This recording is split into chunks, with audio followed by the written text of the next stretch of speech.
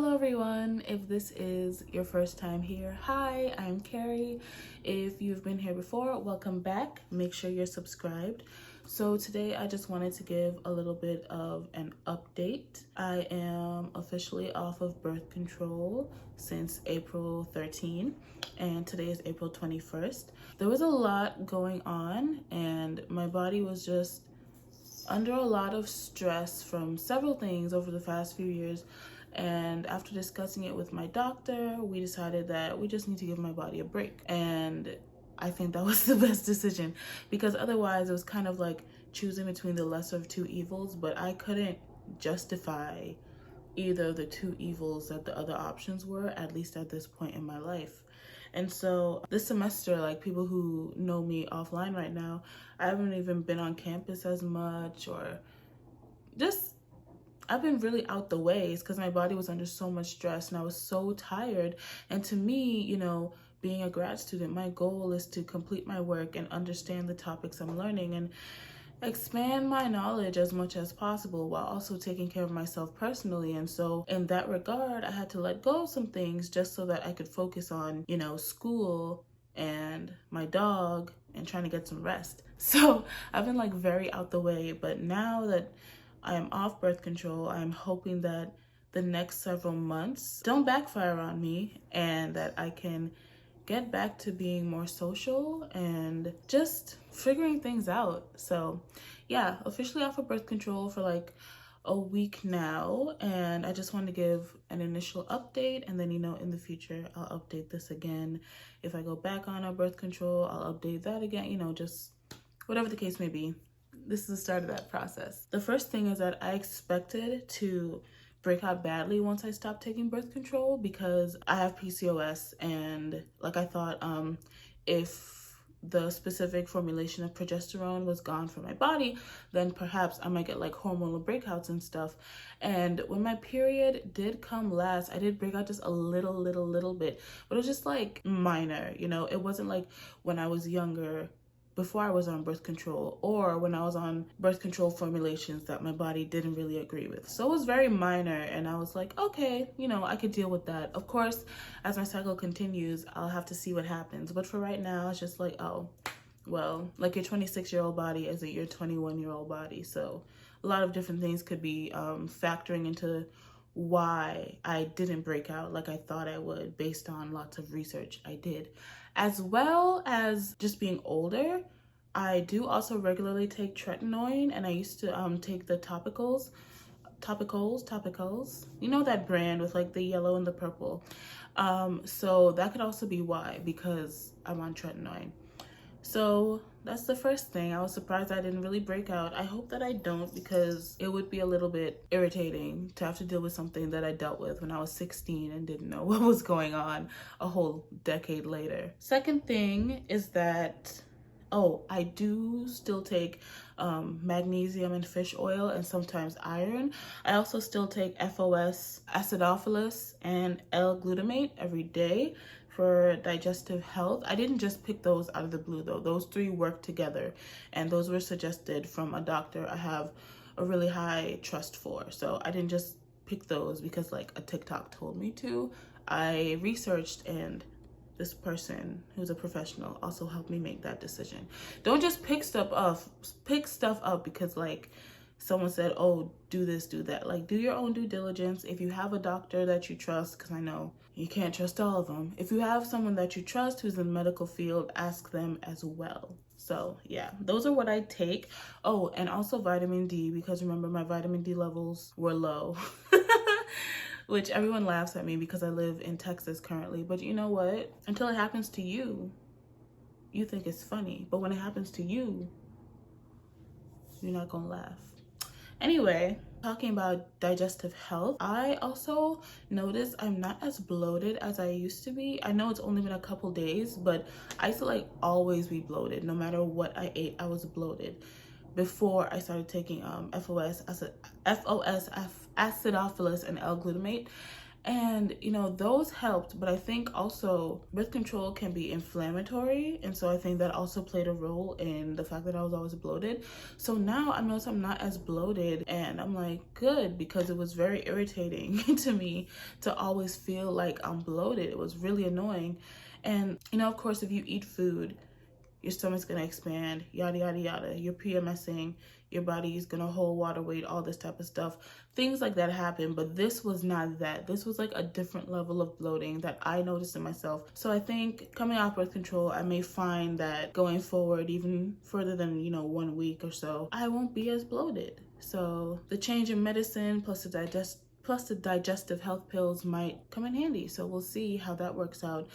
In regards to that now, I know people are going to want to know if I feel like I've lost weight. I don't know. It's only been like a week. I do know that there's a lot of research and anecdotal evidence that says that like the year to the year and a half after you come off of birth control, you probably are going to lose weight. I don't know if that's going to happen to me. I don't have like a weight loss goal in mind. Like I don't have a number to like that I want to see on the scale per se or anything. So I don't know, but if you subscribe, I guess you'll see if my face gets smaller over time. I don't know. Like that's usually the most like easy way of seeing if someone gained or lost weight. So I guess you'll find out. I do work out pretty regularly. I just recently got into the type of routine that I think really works best for me. And so that might play a part in the future. You know, when you have PCOS, certain exercise routines do more harm than good, especially when they spike your cortisol levels. So now that I feel good about what I'm doing and I'm not like exhausted at the end of my workout routine like I used to be, you know, there might be things that change. So we'll see. Next thing is that I know a lot of people say that once they got off birth control, their hair started falling out. I don't have that experience at all. Even in the past when I took a break from birth control, not as long as like, you know, this one's gonna be, but in the past when I took a break from birth control, like that's not something that happened to me then either. And I don't know, because, you know, most people in my family have thick hair regardless of like whatever else is going on with their health and their stress levels. And additionally, I have hypothyroidism, so I don't even know if hair loss was really on the table for me at this point in time. If I started losing hair, I would be very concerned, because that would mean that my thyroid is like flipping the switch on me, and I'd be like, okay, she went from here to here instead of just, you know, settling right here. So that would be like really scary for me. So I do take note of like how much hair I lose, especially because my hair is bleached. I'm like very attentive to like what normal hair shedding is. So far haven't lost an amount of hair that says, whoa, like slow down, there's a problem. So very happy about that as well. Lastly, with this update, I'm not sure how much of a well-rounded review I can give about like the change in my mood, but I can say that I feel generally more stable now that I'm not on a new pack. I will say that not having to parse through already tense emotions plus trying to regulate what I knew was the birth control exasperating tense emotions feels really good. I will say that, because there were some times where the way my mood would kind of go from just here to here in a negative way within the span of like 2 hours was so demoralizing. Felt like a complete like loss of control, which, I mean, if you're disabled in any way, you kind of realize that your circle of control is much smaller than you think it is. But like to the level that it was at, I was scared, honestly. And so not having that effect on my mind anymore is really, really good. And I hope that continues through the summer so that I can just learn and relax and read and rest and not have to deal with that. So I'm really hoping and praying that that continues. But so far, in just like this 1 week, I do feel a little bit more mentally centered. And I also feel like that will continue, even though of course things will change, like as my cycle continues and, you know, PMSing comes about and all that kind of stuff. Obviously, things will change then, but I don't think it will be as dramatic as in the past, and that's what I'm really happy about. So all in all, I think I made the best choice to come off of birth control, at least for the time being. When I started birth control, that was the right choice for then, because of certain things that were going on, and you know, yada yada yada. I'm not gonna give my whole life story, but it was the right choice for then.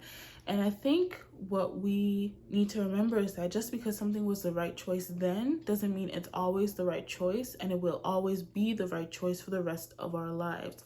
So if you feel like you need to talk to your doctor and come off birth control, or, you know, head to your local Planned Parenthood and, you know, ask some questions, research online, stop your prescription, prepare to stop your prescription, then, you know, look into those factors and make the best choice for yourself.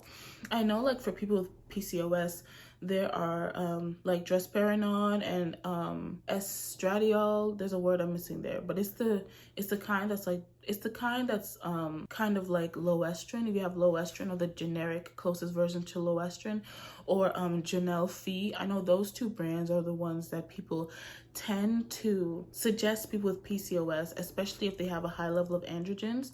I know people suggest those to their patients or friends and stuff like that. Not everyone is the same, so you may try both of those and realize, whoa, I did not like that. For example, I was okay on the generic low estrogen, but I was not okay on Janelle. Janelle and I are mortal enemies, period. So, you know, just because the formulations are close doesn't mean that switching between the two will have the perfect effect. It could have a very negative effect. If you feel like you cannot continue to just change medications and think, is this gonna have a good effect? Is this gonna have a good effect? Will I want to engage in destructive behaviors because of how this medicine affects me mentally and emotionally? Will I be able to have a regulated period? Is it making my period worse? Can I even get up and go about my day? Or is my pain so bad that I'm, you know, helpless and hopeless? All those are questions that you need to ask yourself, talk about with your doctor. Unfortunately, not everybody has a good doctor or has access to a gyno or endocrinologist, even, you know, a PCP. If you have to do research online, do your due diligence and don't just look for people who are trying to sell you their course, right? Do the best that you can to read a variety of opinions and not just get sucked in by grifters. And that's all I can say, you know, because I'm not a medical professional. But yeah, this has been a week off of birth control. This is my update. It is April 21st, 2023, a Friday. And like I said, I'm 26 years old, and I'll see y'all with the next update on this. Bye-bye.